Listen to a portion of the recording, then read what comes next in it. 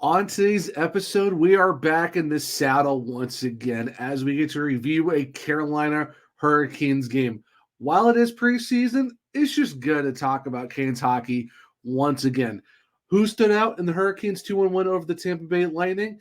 The stat cards are officially back once again, and we get to hear from Skyler and Rod Brind'Amour on an historic night on a Wednesday win edition of Locked On Hurricanes.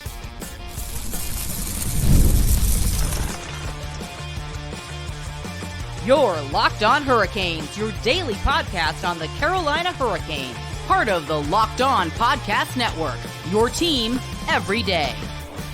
Welcome to a Wednesday edition of Locked On Hurricanes, your team every day. Thank you to the Everydayer for making this your first listen of the day. 5 days a week, Monday through Friday, talking everything about your Carolina Hurricanes. I'm your host, Zach Martin. I'm the credentialed Hurricanes beat writer over at the Hockey Writers. I also am a columnist on the Chicago Wolves and the Dallas Stars. I am the co-host of the Search Cast, which is a weekly Carolina Hurricanes podcast, along with all of my duties here at Locked On Hurricanes. Got a fun show for you guys on a Wednesday morning as we get to talk about game one of the preseason for your Carolina Hurricanes as they came out on a 2-1 victory against the Lightning in Tampa Bay. Who stood out for the Canes in that game between the prospects, the PTOs, and even some of the regulars that you're going to see for the upcoming season? We also get to do the stat cards. They're now officially back. They were a main staple at the end of last season. A lot of people liked them, and we're bringing them back. So big shout out to Hockey Stat Cards for providing all that information as we get to review of guys who stood out a little bit more in terms of the advanced analytics for your Carolina Hurricanes. And Skyler and Rod Brind'Amour had an historic night as a father and son duo. Even while it's still preseason, it still counts. But before we get into all of that, today's episode is brought to you by FanDuel. Place your first $5 bet, and you'll get started with $200 in bonus bets guaranteed. Visit FanDuel.com to get started. So like I said, we get to review the Carolina Hurricanes 2-1 win over the Tampa Bay Lightning, and who really stood out? Well, it was the talk of the defense, as it was two blue liner goals that secured the win for the Carolina Hurricanes. Now, right out from the rip, the Hurricanes were losing early to the Tampa Bay Lightning as they got a goal in the first period, and then Carolina got one in the second and one in the third. The one in the second came from Anthony Honka on a great shot by him. He had 3 shots in this game, got a goal, finishes a +1. That was huge to tie the game up for the Carolina Hurricanes. And then with 44 seconds left on the clock, we thought we were going to go to overtime in our first preseason game, which, you kind of don't really want extra hockey in the preseason, but it did not matter as Alexei Hemosalmi, with a great placement of a shot, beat the Tampa Bay goaltender and secured the Carolina Hurricanes win 2-1 with under 50 seconds left in the game. And your Carolina Hurricanes came back from 1-0 down to win 2-1. And for the fact that they did that while getting outshot 23-17. But man, oh man, how about the faceoff, guys? 55.9%. That is, you will love to see that if you're Rod Brind'Amour, and especially for someone who really harkens on winning faceoffs, and that's just what the forward core did. Now, Rocco Grimaldi and Yaksa both got 100% on their faceoffs, but it's these guys who really showed up for the Hurricanes. How about Jesperi Kotkaniemi? 72.7% of his faceoffs he won tonight. You love to see from Jesperi. I know, like I said, it's preseason, but hey, man, you got to get the wins when you need them, and you got to get that confidence booster really quick right away. And getting over 70% in your first game, you will absolutely take that. Jack Drury and Skyler Brind'Amour both finished with 50%, and then Felix Ungerstrom at 33.3%.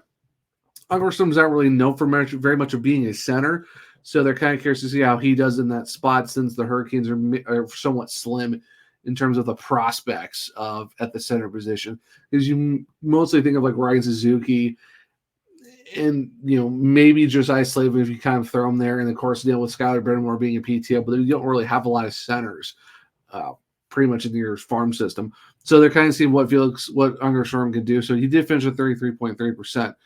But in terms of the points, Jack Drury got an assist tonight, along with Tyson Jost and Jackson Blake's for your forward core. And then for the defense, of course, no one really got an assist for the defense, but how about, like I said, Himo Sami and Honka both came out with a point in their goals. Really great job by them. And Pyotr Kochetkov played all game. He played the total time on ice per NHL.com, 59 minutes and 40 seconds, had a .957 save percentage, stopping 22 of 23 shots. So great job by Pyotr Kochetkov. An awesome job by the guys who really showed out for the Carolina Hurricanes early on. You love to see that too for the faceoff percentage when you look at just Kotkaniemi getting over 70%. And then, of course, you had the 50% from Jack Drury and Skyler Brind'Amour. Now, this was a very heavy prospect PTO group just because of the fact with the NHL rules of preseason, you at least have to have 8 veterans, but the Hurricanes really went heavy on the veteran, on the prospect side of things. So this is kind of where, who kind of did a pretty good job in the first game of the preseason for the prospect core. Of course, we all know Alexei Mosami got a goal, 1 goal on 1 shot. Hey, you like to take that 100%. Had 2 block shots, had a giveaway, finished with a +1, and he had 21 minutes and 38 seconds of time on ice. And all of these stats are provided by Canes Prospects. If, when we had Nick on, he does a really great job of covering anything for the Carolina Hurricanes prospects in North America, in Europe, the KHL, wherever it is. He does a great job. So make sure to follow Canes Prospects on social media if you can. He does a great job. So got to give him a big shout out for providing all the stats that we'll be going over from your prospects. Anthony Honka got the other goal on 3 shots, 2 giveaways, was a +1, played 15 minutes and 3 seconds on ice. And then Charles Alexis Legault, 2 shots on goal, got 3 hits in the game. You love to see that. 2 blocks, 1 giveaway, 1 takeaway, played 20 minutes and 3 seconds. Talk about putting some minutes down for Charles Alexis Legault. Jackson Blake, of course, 1 assist in the game, 2 penalty minutes with a hit and a block shot with the takeaway. 12 minutes and 11 seconds on ice. Bradley Nadeau. How about the young guy who a lot of people think that is going to play really, really well and might have a shot to make the Hurricanes roster? How about 3 hits tonight, 1 block shot, 2 giveaways, did finish with a -1, but played 15 minutes and 49 seconds on the ice. Ronan Seeley, someone I'm really high on that I'm really excited to see what he can do for the Hurricanes. Most likely going to be with Chicago, but I'm really excited to see what Ronan can do. Had 2 PIMs tonight, but had 2 block shots, 2 giveaways, and had 17 minutes and 58 seconds on the ice. And then Felix Unger-Storm, 1 giveaway, 1 takeaway, did finish with a -1, but played 13 minutes and 44 seconds. Now, funny enough, when it comes to circling back to Charles Alexis Legault, it's funny because we'll hear this a little bit later on in the Skyler and Rod Brind'Amour section where for Charles, Yaniv Perez, and Skyler Brind'Amour, it's funny how they're back at Amalie Arena because that's where they actually won their national championship back in 2022 with Quinnipiac. So it's kind of cool that the fact that those 3 guys were all together on this on the roster for tonight on Tuesday night's game and being able to be back in the arena where they won their national championship, and of course with Rod being there as Skyler's head coach, but the fact that he was there for that game. So that's really cool, the fact that you have the 3 guys who won that national championship with Quinnipiac back in that same building once again. In terms of what I thought really stood out, I mean, Anthony Honka did really well. You look at Alexei Mosami, he did pretty good too. Skyler Brind'Amour won a lot of faceoffs, so you would like to take that. Of course, he was 50%, but he was taking a lot of them and was winning like 5, 6, 7 in a row. Of course, he did lose some in a row as well, but he started hitting a pace where he was winning a lot of those faceoffs. I even see Tyson Jost really showed out, showed his speed, showed why he is played in the NHL as much as he's had. He kind of really stood out. He was all over the ice, someone that you really noticed on TV and stuff like that. If you're able to watch the stream, he was someone that was very, very noticeable. How about Jack Drury? Playing, usually you see him on the 4th line. He was the top line center tonight. Did a really great. He did a really great job as the 2nd line center. So it's really good to see being someone who's playing top 6 minutes, being that top line, and just being able to do what he can do. And I thought he did a great job. Really fun to see what he can do. Ronan Seeley, of course, the on-ice offense wasn't really there, but if you look at where his defense was, Ronan Seeley did a great job. Overall, you'll take it from these guys, looking at, your how your prospects are going to be, how your PTOs are going to be and stuff like that. So Skyler did a good job on the face-offs.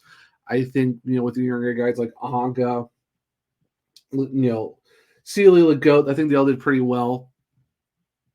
In terms of, under Shoreham, Blake, and Nadeau, I thought they did a pretty decent job. Of course, it's try and get them kind of rolling once again, see what they can do. Those are kind of the three guys. Okay, they're all together. They're trying to, make a case for themselves. So it'll be very interesting to see how the rest of the preseason goes. But I thought they did a decent job. But you could definitely tell that Honka was really trying to show out, and he actually did it in a way. Himo Salmi, of course, did with his goal. Tyson Jost trying to fight for a 13th forward spot, maybe top 12 for the Hurricanes. Like I said, Rose Seeley did really well. And then, of course, with Jack Drury, he's trying to prove that, while he is technically the fourth center for the Hurricanes, he's really trying to put himself a little bit higher on that list in terms of being able to, as Rod put it when they were talking about Martin Necas, being able to be someone that the Hurricanes can rely on. And that's something that I can really see Jack trying to do this year, is trying to not have a role, but be someone that they can rely on a lot more as the season goes along. So those are a lot of your standouts. Let me know in the comments if you were able to watch the game or if you listened to Mike and Trip on 99.9 Fan last night on Tuesday. Who kind of stood out for you for the Hurricanes for the most part. So I'm curious to see what everyone thinks about that. So we are going to take a quick step away, but we are going to come back and we're going to talk about stat cards. They are now officially back. I love doing these last year after games and super excited. Well, yes, it's preseason. You got to talk about some analytics and just dive into the nerdy stuff when it comes to hockey. So stick around, as we'll do that here in a second on a Wednesday edition of Locked On Hurricanes. Hey, NFL fans, you can start the season with a big return on FanDuel, America's #1 sportsbook. So when you get a hunch in the middle of the game, you can check out the latest stats, view live play-by-play, and so much more on the same page where you place your bets. You'll get started with a $200 in bonus bets guaranteed when you place your first $5 bet. Where you can do that? Well, you can do it on FanDuel at FanDuel.com. Welcome back to segment 2 of Locked On Hurricanes, your team every day. And it's back once again. I am super excited to be able to do this for you guys, and that is the stat cards. We are coming back with the analytics from Hockey Stat Cards. When I started doing the show, very late into the last regular season, we started doing those throughout the regular season. A lot of people liked it, did through the playoffs, and now the fact that Hockey Stat Cards is back to once again dropping these, I am loving the fact that I'm able to do this with you guys and be able to talk about all the stats and more of the analytics type of things and looking at how, doesn't match with how the on-ice play was for certain guys. And that's something I'm really cool to do about. So going back through it again, just as a quick refresher for everyone who didn't know, of course, you have your minus. You really want to be not super far on the left side of the minus side of things. And of course, you got your right side. Of course, it goes up by every 0.5 in terms of your offense, which is individual defense. And then your on-ice offense, which is offense above average. Then you have the on-ice defense, which is your defense above average. And then, of course, you have your power play and your penalty kill. And, of course, that's power play above average, PK above average, and stuff like that. Of course, there's different colors and all of that. So if you're on social media and you see me posting about it at One Shirt Zach, you'll see those color graphics and stuff like that. If you want me to be able to try to post it somewhere else, I'll post one on YouTube so you guys can check it out and see what these kind of things would look like if you're not on, let's say, X or Facebook and stuff like that. I'll make sure to leave a photo for you guys to check out what these stat cards look like. So in terms of looking at the guys who, the main ones who kind of stood out more on these stat cards, Anthony Honka led the way for the defense, which of course he did. He got the first goal of the, for the Hurricanes, did a really great job with that. And then when you look at his overall card, his offense was just a slightly under 2. So that means just from what he did on the ice, he was someone who really put himself into a high case of, he was on the ice for almost the Hurricanes 2 goals and was able to put himself in a situation where his offense was really, really high and was massive impact for the Hurricanes. On ice offense, it was while his offense individually was good, just on the on ice offense in general was slightly below the 0 mark. Wasn't a whole lot, but just a little bit under that. So overall, above average. He wasn't really above average as an overall team, but individually was great. It's just on average, it wasn't where they saw his stats in terms of that aspect of it. So it was a little bit less, but overall, Anthony Hawken did a very good job. That's why he was the number one defenseman in terms of your analytical stats for the Hurricanes. Now, Tyson Jost was technically the first 4 that was on the list. He did a really great job as well. Of course, the thing that kind of dinged him a little bit was the PK. That's PK above average, was slightly below 0, but was very, very small. But overall, great on ice defense. Had really showed out on the power play, but his individual offense was really good. It got him to a 1.5. So that was his farthest to the right in terms of his positive analytical net goals for the Hurricanes. So a great job by Tyson Jost. Being able to put himself in a situation where you're fighting for like I said, a situation where you're trying to put yourself as a extra 13th forward or maybe even making the starting roster and stuff like that in the starting 12. So first game with the Canes did a pretty good job. Like I said, you're getting yourself up to a 1.5 on just individual offense alone, and you're not really your negative. It's very, very limited. Now, the guy who had a perfect score tonight, which makes total sense in my opinion, of course, he won 50% of his faceoffs, but overall, got an assist, but he really showed out. And he's someone, got a 2-year deal this past offseason. And someone who I can think is really trying to make a case for himself to not be the 4th line center, but someone you could see as a 2nd line center, someone that you could see on a power play 2 or even a PK, and that's Jack Drury.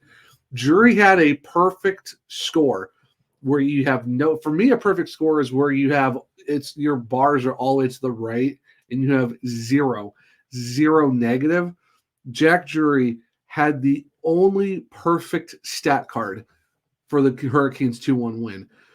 Now, he was in between 1 and 1.5 with his individual offense leading the way. Did a really great job on the on-ice offense as an average with the rest of the team, but just individually, super great job offensively by him. In terms of his on-ice defense was between 0.5 and 1, but a really great job by him too. It's just in his individual defense was kind of the 3rd best analytical stat for Jack Drury. So if you're looking at someone that you want to kind of mull around of being able to play a complete game where defense was on point, giveaways was good, making sure stealing the puck, not giving it up, playing really good on the offensive side of things, all 3 zones, face-offs and stuff like that. Jack Drury is that guy, and that's someone who really showed out for the Canes in that win.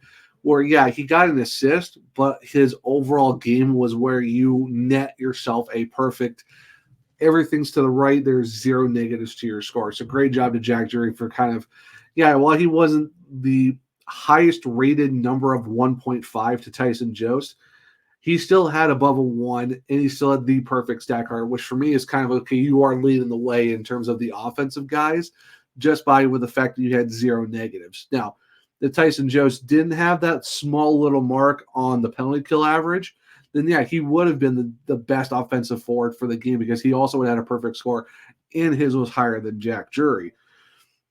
Overall, Ronan Seeley did a really good job. Just the offense above average on the on-ice offense wasn't really great, was closer to 1. Same thing for Charles Alexis Legault. While his was over a -1, his overall game was way to the right as well. He actually got to a 2, where his individual offense put him at just over 2. So great job by him overall in terms of just his individual offense. Just offense above average was a lot lower than you really want to see from him. Other notables, Jackson Blake did really well, was over a 0.5 in terms of overall offense. It's just his on-ice defense above average put him in the negatives. There's one player we have to kind of talk about who didn't really have the greatest, I guess, overall analytical game in terms of the hockey stat cards, and that was Bradley Nadeau, way at the bottom of the list. His individual defense got him above a 0, but wasn't by a whole lot. Other than that, on-ice defense above average was really low. His on-ice offense above average was over 1. So you don't really see individual offense sticking out very much at all in terms of a stat card. Mainly defense, like I said, he did an okay job, but it's just one of those things where yes, it's analytics, yes, it's preseason, but it's your first preseason game. It's very different just playing your first NHL game last year and stuff like that. So there's not a lot of overreactions you can really have right now. It's just the first game, but it's analytically wise, it sometimes does match what you're seeing on the ice. And like he did pretty well overall, by I think when you're looking at the other guys of Legault, Seeley, Jackson Blake, maybe like Felix Unger-Sorum, Skyler Brind'Amour. It's a thing where you really want to put yourself into the upper half of that group rather than being into the dead last part of that thing. So like I said, it's the first preseason game. Everyone's not trying to knock the rust off and stuff like that, but it's something to where, it's just a one-off. You go back to Raleigh, get back into practice, figure stuff out, and of course you get your next game and all of that. So it's just, it's one game, nothing to overreact about, but, we're talking about all the guys who did really well. You also got to talk about guys, like I said, like Brandon Nadeau, who was mainly a negative. Same thing for Brandon Lemieux, Dmitry Orlov, mainly negatives more than the positives. But, like I said, it's first game. Anything can happen. You can kind of figure it out as you go along. But I will make sure on the YouTube side of things for the community tab to leave the graphic for that so you guys can come and understand what I'm talking about. And, of course, everyone who saw it on social media at X at my One Shirt Zach account, you kind of see where I kind of, talk about certain guys who kind of stood up for the analytical card. So super excited to bring the stat cards back. Some we're doing a lot this season as the show progresses along. So we got one more topic we got to talk about, and that is the very, very awesome historical moment for Rod and Skyler Brind'Amour for Tuesday's night's game in Tampa Bay. So make sure to stick around as we'll talk about that and hear about it from Skyler and Rod here in a second on a Wednesday edition of Locked On Hurricanes. We're driven by the search for better, but when it comes to hiring, the best way to search for a candidate isn't to search at all. Don't search, match with Indeed. If you need to hire, you need Indeed. Indeed is your matching and hiring platform with over 350 million global monthly visitors, according to Indeed data, and a matching engine that helps you find quality candidates fast. Ditch the busy work. Use Indeed for scheduling, screening, and messaging so you can connect with candidates faster. One good thing I like about Indeed is the fact of just being able to put your preferences of what jobs you're looking for, what your search engines are, and being able to add your certificates and all the jobs you've done on there so that way you can kind of be matched with the perfect job you're looking for. But also with employers, you're able to leverage over 140 million qualifications of preferences every day with Indeed. And the fact that you're doing that, Indeed's matching engine is constantly learning from your preferences. So the more you use Indeed, the better it gets. So join over the 3.5 million businesses worldwide that use Indeed to hire great talent fast. And listeners of this show will get a $75 sponsored job credit to get your jobs more visibility at Indeed.com/lockedon. Just go to Indeed.com/lockedon right now and support our show by saying you heard about Indeed on this podcast. Once again, that is Indeed.com/lockedon. Terms and conditions apply. Need to hire? Well, you just need to use Indeed. Welcome back to segment 3 for Locked On Hurricanes, your team every day. So like I said at the end of segment 2, Skyler and Rod Brind'Amour had a historic night at Amalie Arena on Tuesday night. As Skyler Brind'Amour, son of Hurricanes head coach Rod Brind'Amour, and this is from NHL Public Relations, Skyler became the 5th player in NHL history to make his league debut on a team with his father serving as a head coach, following Danny Garofin, Jerry Abel, as well as Muzz and Lynn Patrick. Now, yes, it is a preseason game, but that's still technically a league debut. So that's really awesome to hear for the fact that, you get Skyler and Rod having another moment where, Rod watched Skyler win the national championship with Quinnipiac back in 2022. Fast forward in September of 24, and now they become a part of a history where they're the 5th father-son duo of the son playing with the father being the head coach. That's really, really awesome to see. And the good part too is media did meet with Rod and Skyler after the game to get their thoughts on this historical moment. So we will hear from Rod first, followed by Skyler, and just getting their reactions to how, while it is a huge moment for them, there was other moments that are even better just than that. And just, you can hear from Skyler how much he's just like his father, Rod. So without further ado, let's jump into the interviews, listen to Rod and Skyler's reactions to the historical moment and just their game overall from Tuesday night in Amalie Arena. So we'll jump into that right now. I just want to ask, obviously, you having a chance to coach Skyler out there, kind of how that little personal, did that feel pretty good to kind of have your son out there? Yeah, I didn't really think about it that much. I mean, it's a special moment we'll look back on, I'm sure, someday. But in the heat of it, when he's trying to prove himself and we're just trying to get through the day here. So, but it was nice moment. And I was just telling him the last time he was in this building. Yeah, that's some very good memories. Yeah, here. For him, for sure. You're right. I was in here too when that happened. So that was probably a better moment to share than this one. I'll tell you that. But anyway, all good. He had a good hot streak there on faceoffs in the second period. I mean, he seems to follow your lead as a good faceoff man. Yeah, I mean, listen, that's why he's that kind of player. Be defensively responsible and big guy getting away. That's kind of his game. He's trying to round out a little bit, but he's still just trying to find his way at obviously this level, but even that next level underneath. So, good opportunity for him. Just being able to play for your dad, how was that? How did that feel emotionally? Yeah, I mean, it was good. Honestly, I didn't really think much of it. Once the game started, it was just playing hockey and trying to make most of the opportunity. And I had a lot of fun playing. Always cool to put on an NHL sweater, and especially one from your hometown. And playing in this building brings back some good memories for you, doesn't it? Yeah, we were a couple of us, Yanni and Charles, so we were joking about before the game. So definitely like this building, and obviously it's been good to us so far. This is one of the things that you look back as time goes by, remember this game more than like tonight dealing with your dad. Yeah, I mean, maybe. It's definitely one of those things where you're kind of in the middle of camp. You're not, you're obviously just trying to do your best. You're not too worried about any of the outside noise, I guess, as you would say. So maybe, you look back one day and that was pretty cool. But, right now it's more just I'm trying to focus on playing a good hockey.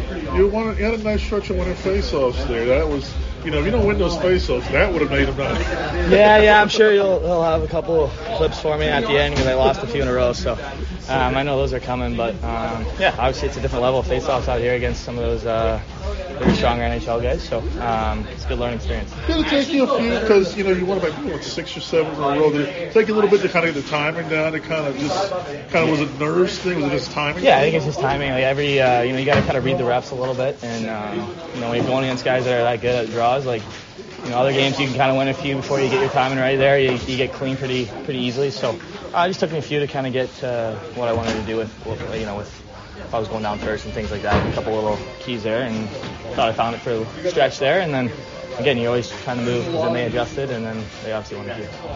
Awesome to hear from Rod and Skyler, just being able to talk about and having a little fun with the fact that it's cool memories of being able to do that. It was mainly just focusing on the game and just seeing what they can do. And it's just like I said, you listen to how Skyler is basically just like Rod in terms of like, yeah, it's a cool moment, but once the game started, that's what really mattered. And then just kind of talk about Quinn Epiak a little bit and how him and Jan Fretz and Charles Legault kind of were able to win a championship, and now they're back there once again. And just talk about the face-offs and just how Skyler did win a few in a row but did lose some, so there's still some aspects he's got to work on. And that's very much true for the the guy that his dad was, where he was a face-off specialist, and being able to have a dad as your head coach and someone that you can learn your being able to learn face-offs from, that's really huge. And just being able to, even Rod said it as well, that you're looking at someone like Skyler who won't put up a bunch of points. You won't see him put like 50, 60 points up, but he's more of that defense. He's definitely going to be like that two-way forward, but where he really leans heavily on the defensive side of things. So it sounds like it's almost kind of playing like how his dad did, where he'll put points up, but he's basically going to be that structural defensive center that you really want, which you don't really see a lot. You still see it in the NHL, but not as much as you used to. So it's kind of almost like doing a little bit of a throwback for Skyler when it comes to his Father Rod, just being able to play his game more defensively, but still trying to round out his game overall. But that's really cool to hear from Rod and Skyler, just to get that aspect of like, yeah, it's a cool historical moment, but we're here to play hockey and get ramped up for the 24-25 season. But that will wrap up this episode of Locked on Hurricanes. And thank you for making Locked on Hurricanes your first listen today. Now for your second listen, go find Locked on NHL, where local experts keep you updated daily on all the biggest storylines ahead of the season. Find Locked on NHL on YouTube or wherever you listen to your podcast. Now, if you want to keep up with me, I'm at OneShoeZach on X. The podcast is LO_Hurricanes. I do have a link tree in my bio where you can check out all my articles at the Hockey Writers, of course, with Carolina Hurricanes. Chicago Wolves Wiggly is going to be coming out here soon as we get closer to that season. Also picked up some extra opportunities with them to do some Western Conference coverage of the Dallas Stars if you want to check that out as well. There is links to my other podcast, the Surgecast, but you can look up that on podcast platforms or on YouTube as well. There is links for this podcast if you want to go listen to it on whatever podcast platform, or just go look it up as well. And on YouTube, make sure to hit subscribe, hit the bell notification so you don't miss a show. Hit the thumbs up button. Let me know if you liked the show itself as well. And let me know in the comments, who stood out for you if you were able to watch the game or listen, or just, the overall aspect of like, it's the first just tell me how excited you were that we finally got preseason hockey back. Make sure to share this podcast with other Caniacs that become everydayers just like you, because we are over 980 subscribers. We are so close to 1,000, because when we get to 1,000, I'm going to do something special for you guys.